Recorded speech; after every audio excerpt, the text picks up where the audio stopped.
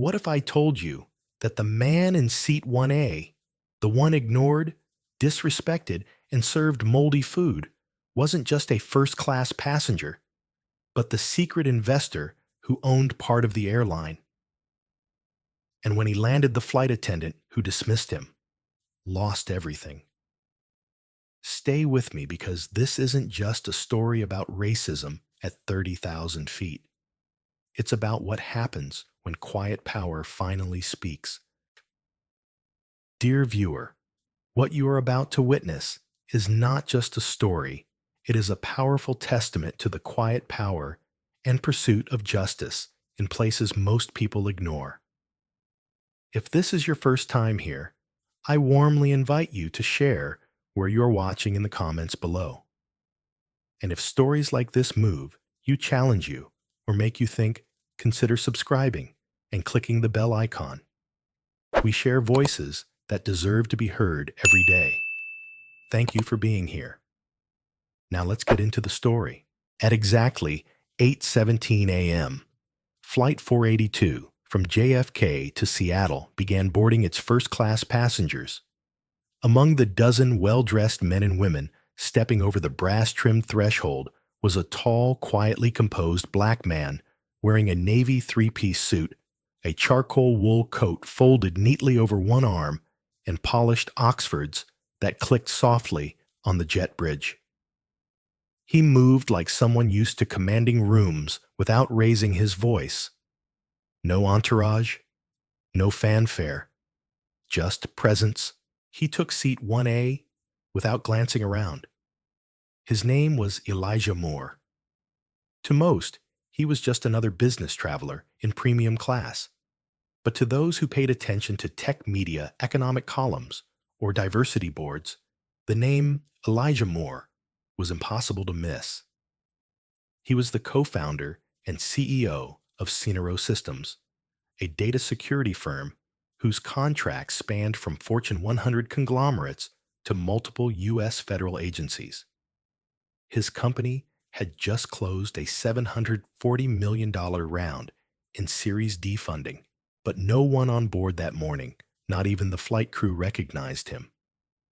And Elijah preferred it that way. He believed that power was most effective when it was quiet, observed in action, not in posture.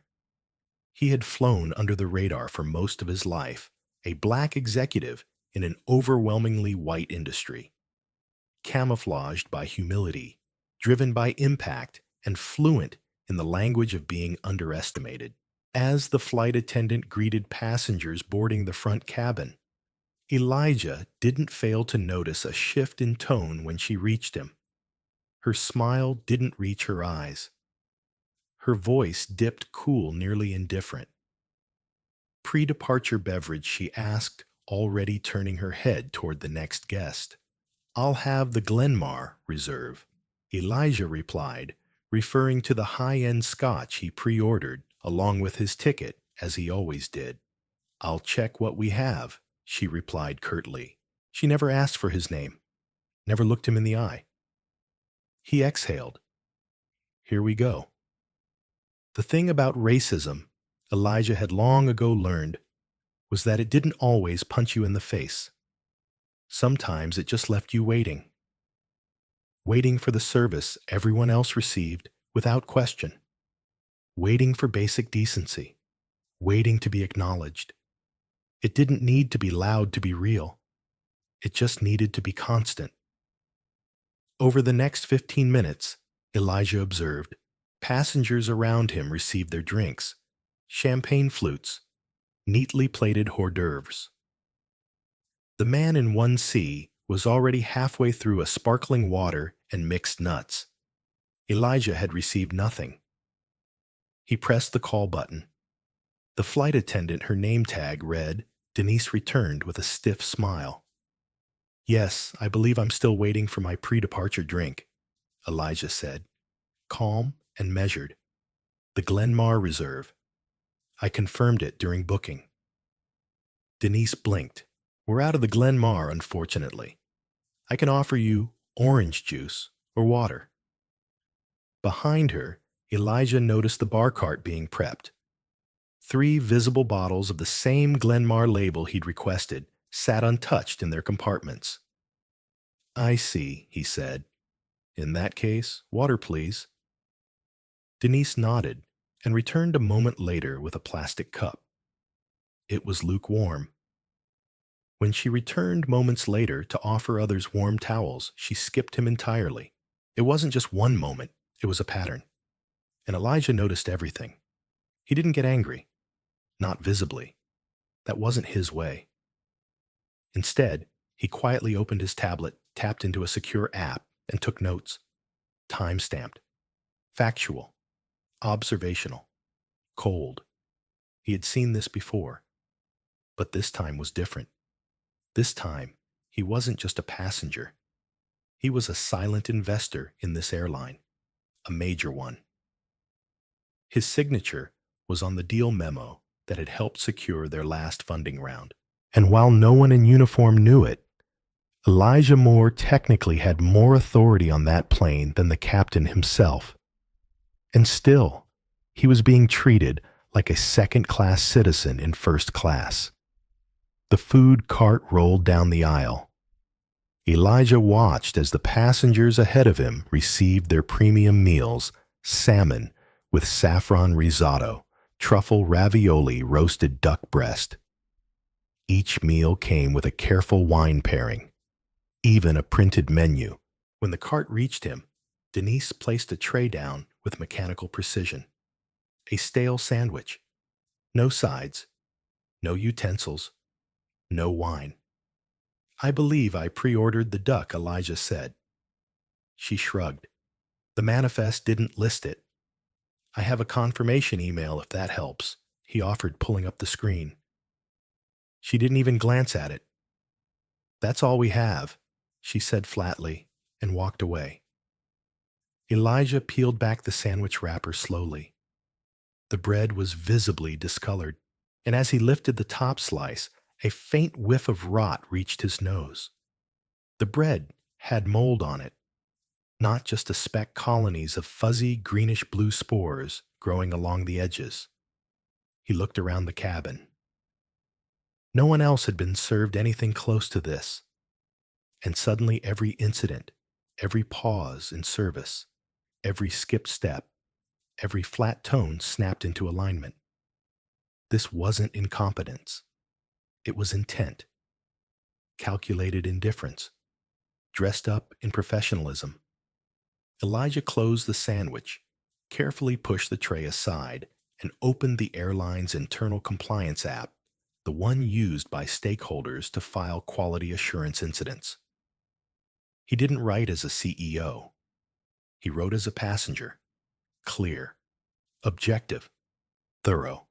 The moldy sandwich, the skipped towel, the denied drink, the visible alcohol behind the flight attendant, the discrepancies in service.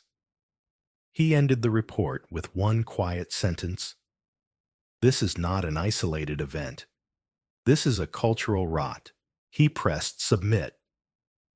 At that same moment across the country, 2 executives in the airline's corporate office in Atlanta received a push notification on their phones.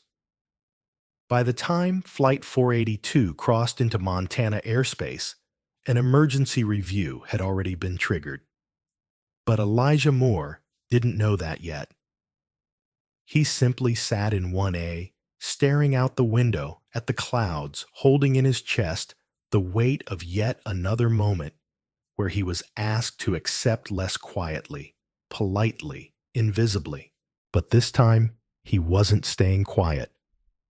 And when the plane landed in Seattle, the flight attendant in question would be met by someone she never saw coming. The man whose name she never asked, whose presence she dismissed, and whose quiet power had already shifted the ground beneath her feet. The turbulence that shook Flight 482 30 minutes into its ascent wasn't the kind you could measure with instruments. The seatbelt sign remained off.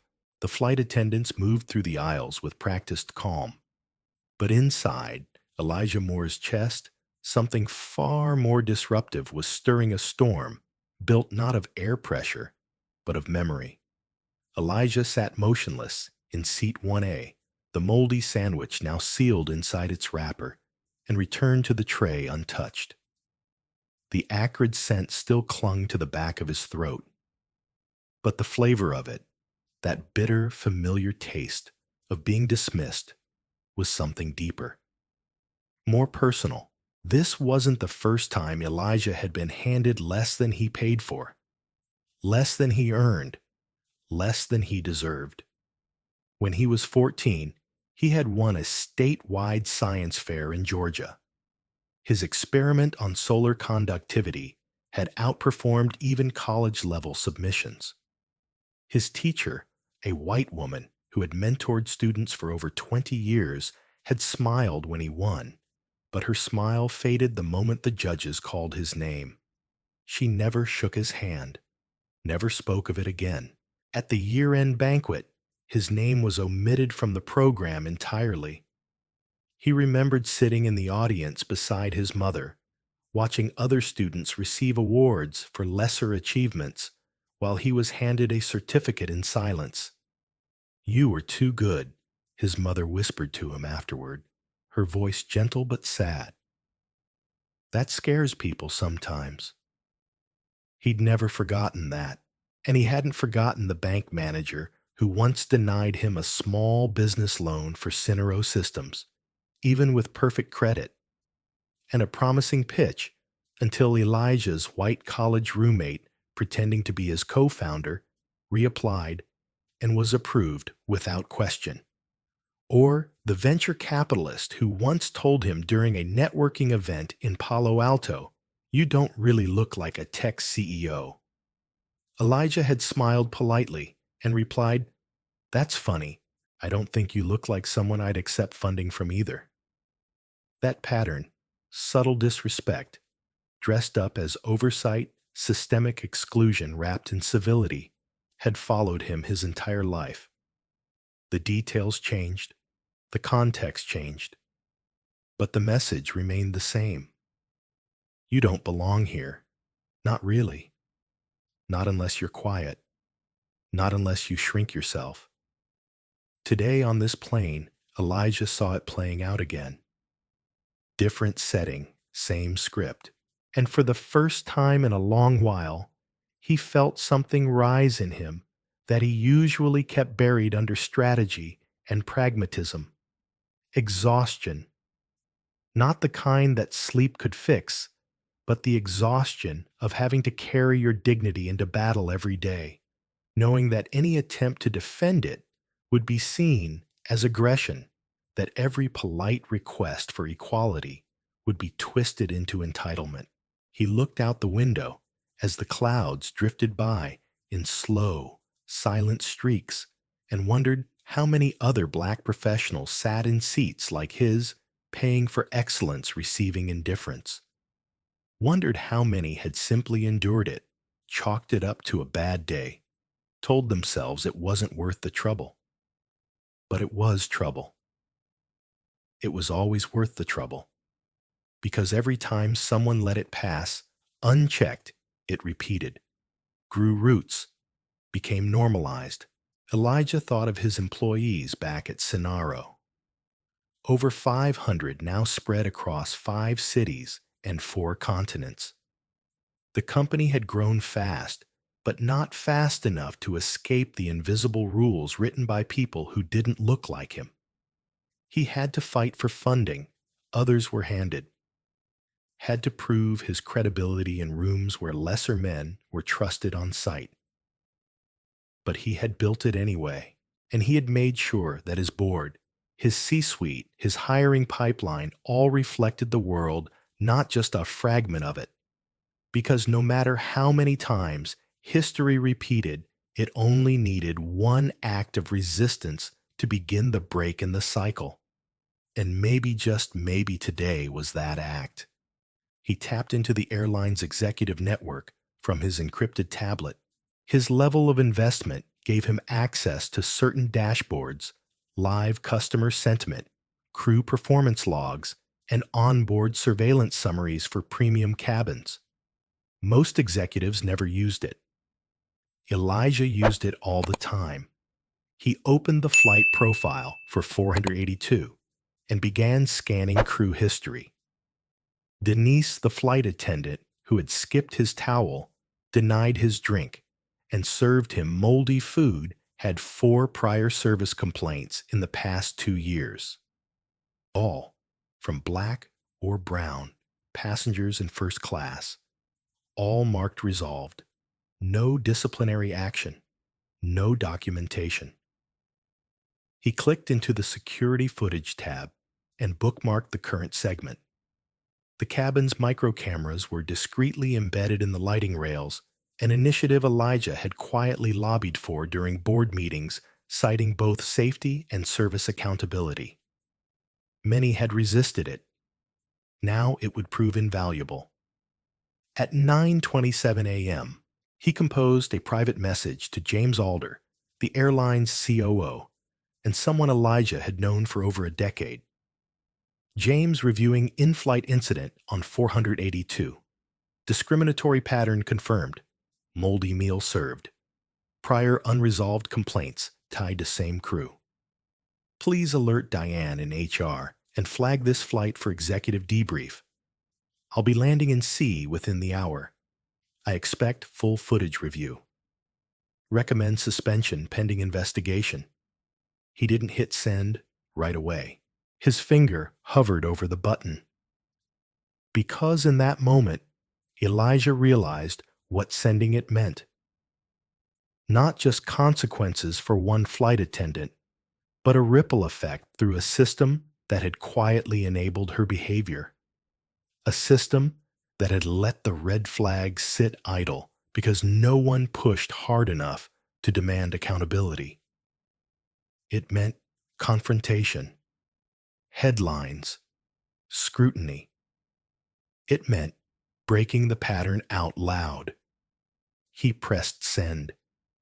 He closed the app, leaned back in his seat, and stared up at the cabin ceiling, where the surveillance lens sat invisible to most, but not to him. And for the first time since the sandwich was placed before him, Elijah smiled. History would try to repeat itself, but not this time. Not on this flight. Not with him. They thought they knew who Elijah Moore was. A well-dressed black man in seat 1A of an early morning flight from Chicago to Seattle, reserved but not demanding polite to a fault. To them, he was a typical first-class passenger, an anomaly at best, a problem at worst. The kind they could ignore, placate, or quietly sideline. But what they didn't know about Elijah Moore was that he wasn't just a passenger. He was the reason this airline was still afloat. 3 years earlier, Elite Air had been on the brink of collapse, bleeding revenue, plagued with customer service scandals, and failing to adapt to the new expectations of post-pandemic travelers. Investors were pulling out. Confidence in the leadership team had eroded. Public sentiment was circling the drain. That's when Elijah, through his holding company Moorvest Capital, stepped in with a quiet but game-changing infusion of capital. Not just money, but vision. He didn't want his name on a boardroom plaque. He didn't demand public credit or flashy announcements. He asked for one thing: operational access. He wanted to experience the airline as a customer, not a stakeholder, and use those insights to transform it from the inside out. He had flown Elite Air over 70 times since that investment, always in different cities under different names. Sometimes in economy, sometimes in business class.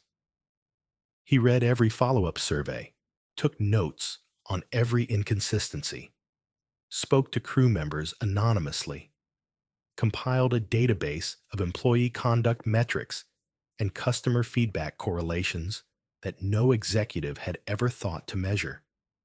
And most importantly, he had built the system now quietly recording every moment of Flight 482. But the flight crew didn't know any of that. When Elijah had asked Denise for his missing drink earlier, she saw only what she wanted to see: a man she could dismiss without consequence, a request she could ignore because she assumed no one would believe his word over hers. She thought he was alone, powerless, temporary. But Elijah was never temporary. His presence on this flight was intentional. He had been conducting an unannounced audit on Elite Air's flagship first-class service after new diversity initiatives had been implemented. It was meant to be a quiet evaluation, an anonymous seat in a familiar airline. He hadn't expected to become the subject of his own investigation, nor had he expected the crew to fail that test so thoroughly. As the aircraft cruised over the Great Plains, Elijah pulled up the back-end metrics on the crew roster. Denise Caldwell, lead flight attendant tenure of 8 years. Noted for efficiency, high-volume service days, but below average marks on cultural sensitivity training compliance. 3 missed workshops, 2 complaints labeled inconclusive, 1 quiet HR settlement in 2022.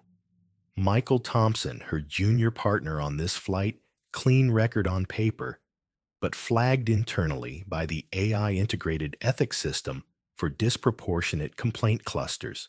No action taken. Elijah's fingers moved across his tablet like a surgeon wielding a scalpel.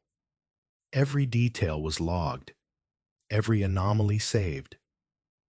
He had once believed that reform could be implemented quietly, that professionalism would be enough. That data alone could break down the walls built by bias.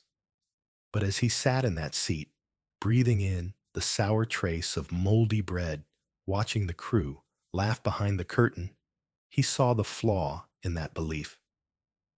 Reform only works when people respect the system it emerges from. But this crew didn't respect anything. Not the policies, not the passengers, and certainly not him. What they didn't know was that Elijah Moore wasn't just auditing service. He was preparing to present the airline's new equity framework to its full board next month.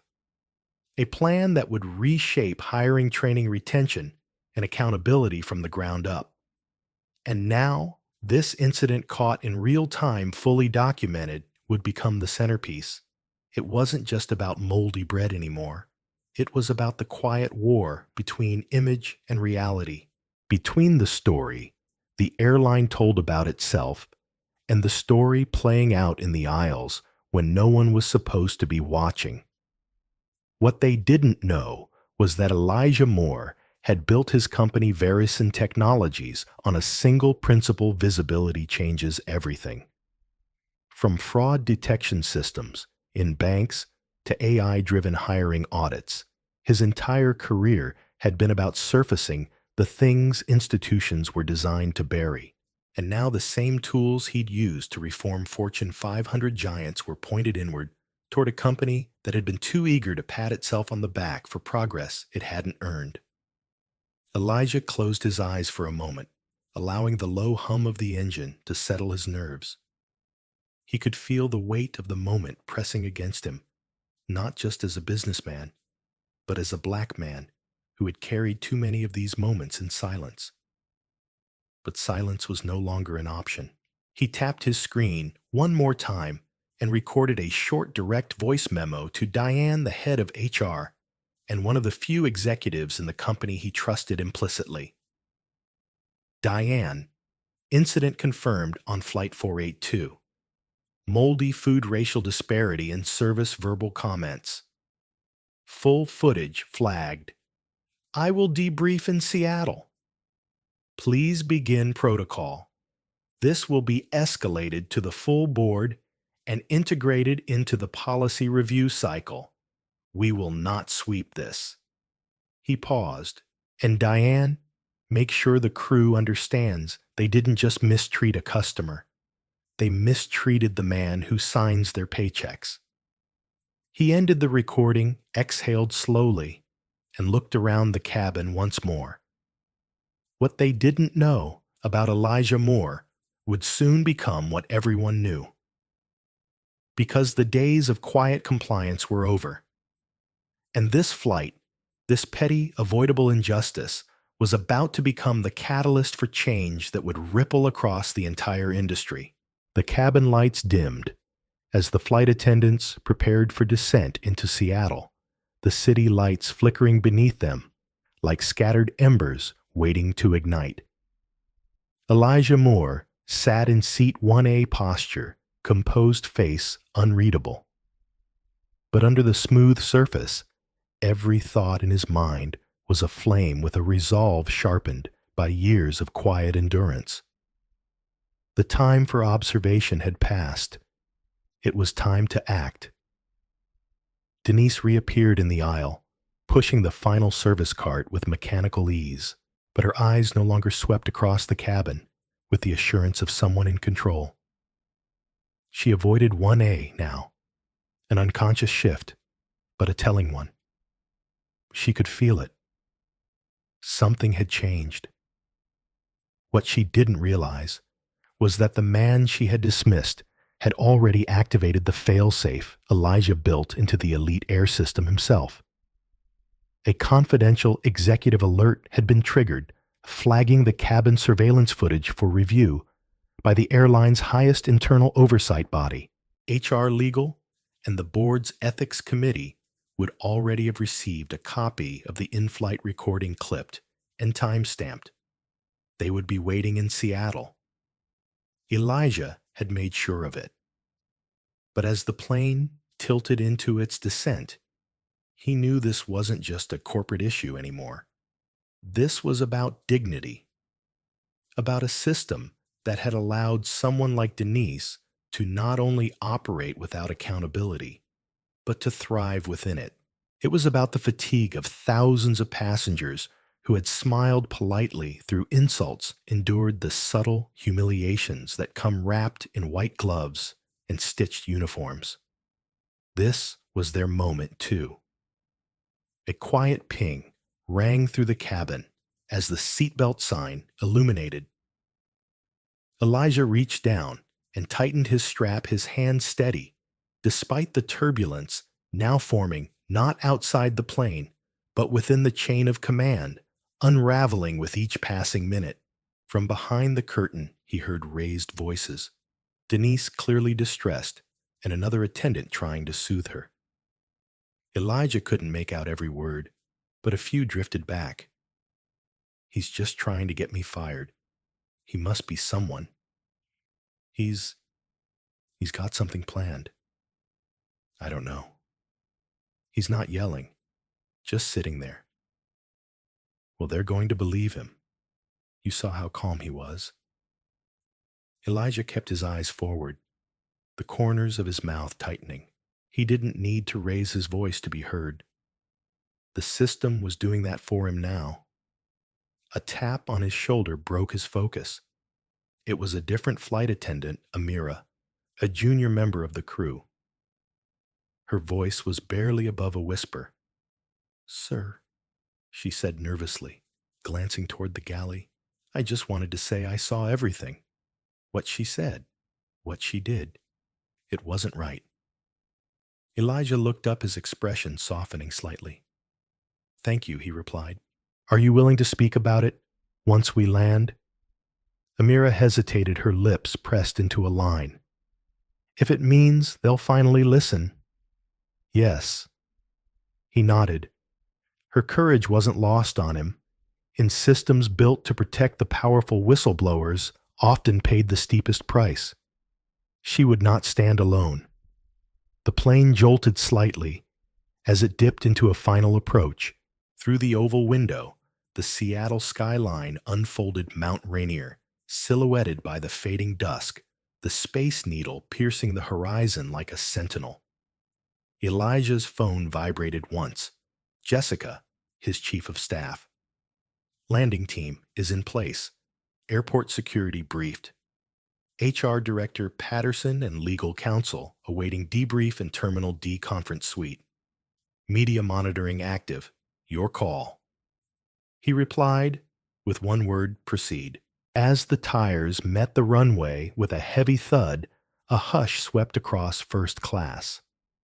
Perhaps it was fatigue, perhaps instinct, or perhaps somewhere deep inside, even the other passengers had sensed that what had started as a quiet slight had evolved into a reckoning. The captain's voice came over the intercom, smoother than expected.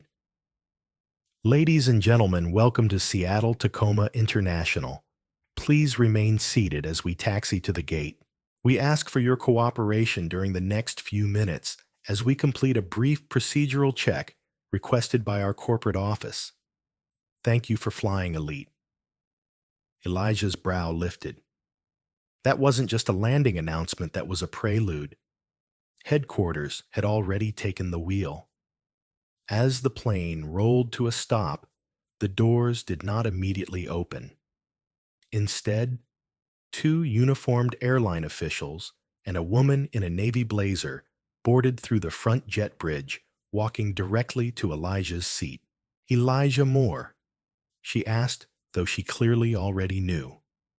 I'm Vanessa Patterson, head of human resources. May we speak with you in private? He rose without hesitation, his eyes meeting Denise's across the aisle for a brief second. She froze. It was then, and only then, that she realized the full gravity of what was unfolding. He wasn't just someone.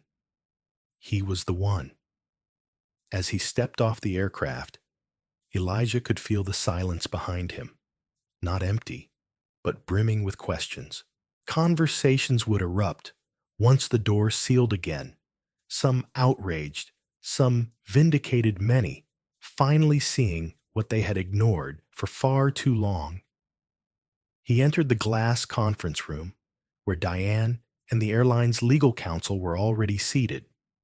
Jessica was on the screen via video call files spread in front of her, like a courtroom in motion. Elijah said nothing at first. He simply played back the footage, the slights, the sandwich, the smirks, the slur, the clear verbal confirmation of a prejudice too long hidden beneath professionalism's thin veil. When it ended, no one spoke for a full 30 seconds. Then Elijah leaned forward. She thought I was just another passenger. Another pause. But what matters now is not what she thought. It's what you choose to do next. In that moment, a line was drawn, not between a passenger and a flight attendant, but between a system of silence and a new standard of justice. Elijah Moore hadn't boarded this flight to be a hero. But by the time the sun rose over Seattle, he would become something far more powerful, proof that sometimes the most extraordinary change begins in the simplest of places. Like Seat 1A. There was a time when Elijah Moore believed that silence was synonymous with survival. That composure, when faced with quiet disrespect, was not only necessary, but noble. It was the posture he had been taught to assume as a boy, navigating hostile classrooms, as a young man climbing through corporate ranks no one thought he deserved to enter, and even as a CEO who still felt the sting of being underestimated the moment he entered a room. For decades, silence had been his armor, but now, seated across from the very people he once trusted to uphold the values of an airline he helped shape, Elijah realized that silence had also been his compromise. What happened on that flight wasn't new. It was a cycle subtle at first, then unmistakable. But what changed wasn't the offense. It was Elijah's refusal to meet it with polite restraint. He had chosen confrontation not through anger, but through accountability. And in doing so, he revealed something uncomfortable to those around him, that professionalism does not require passivity, and dignity is not negotiable. The fallout was swift. Denise, the flight attendant, whose disdain had slipped from whispered insults to moldy food, was suspended within hours. By the end of the week, she was terminated following a thorough review of her record, which revealed previous complaints buried under bureaucratic indifference. The captain, who had threatened to divert the plane to silence Elijah's complaint, was removed from duty pending investigation. And Amira, the young flight attendant, who had chosen courage over complicity, received commendation and support for stepping forward when it mattered most. But the most significant outcome wasn't disciplinary. It was structural. Elijah didn't want revenge. He wanted reform. A new set of training protocols was launched across the airline, designed not just to teach professionalism, but to root out unconscious bias with clarity and consequence.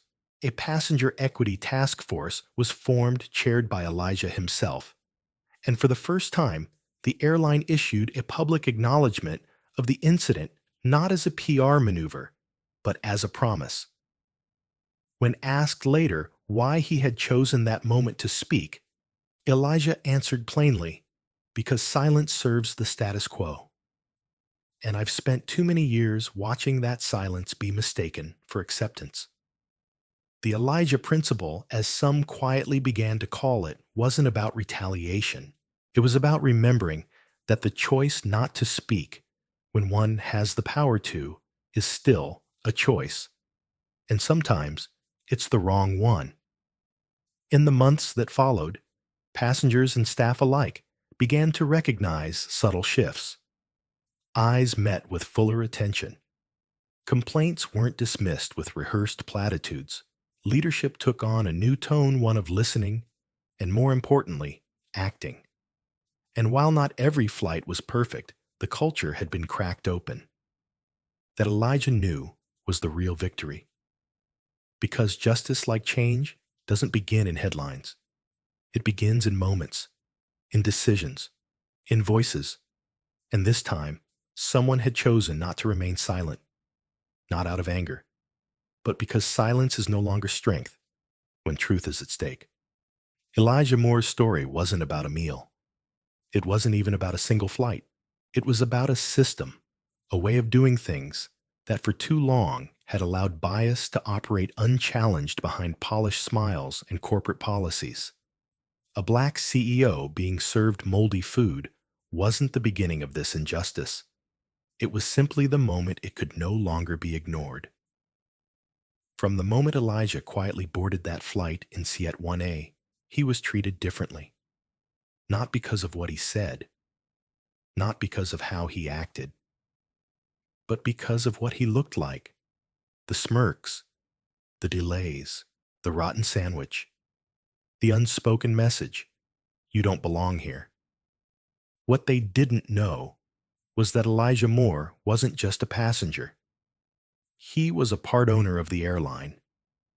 He wasn't recording complaints, he was recording evidence. And when the mask of civility slipped and the prejudice stood naked in the cabin, Elijah didn't respond with rage. He responded with resolve. His quiet pursuit of accountability changed everything, not just for himself, but for every person who would come after him. Black, brown, marginalized, or simply unseen. Policies were rewritten. Biases were confronted. And a culture that had once allowed silent discrimination to thrive was forced into the light. But the most profound shift didn't happen at 30,000 feet. It happened in the boardroom. When Elijah stood in front of the people who wrote the rules and said, "This isn't about one flight. This is about who we are and who we claim to be." So what's the lesson? The lesson is, this silence is not always noble. Sometimes it's complicity. Sometimes it is the thread that allows injustice to keep unraveling the fabric of equality. In a world where discrimination often wears a polished face and hides behind procedures, Elijah's story reminds us that we must speak, we must act, and we must do so with courage, not for applause, but for change. And that change often begins in ordinary moments: a meal served, a seat taken, a voice finally raised. To everyone watching, remember this: you may not own an airline. You may not sit in boardrooms or hold power over policy, but you do have a voice. And when you use it with purpose, when you refuse to accept what is wrong simply because it's common, that's when the world begins to shift. If Elijah Moore had stayed silent, this story would have ended with another shrug, another excuse, another man quietly insulted and forgotten. But he didn't, and neither should we.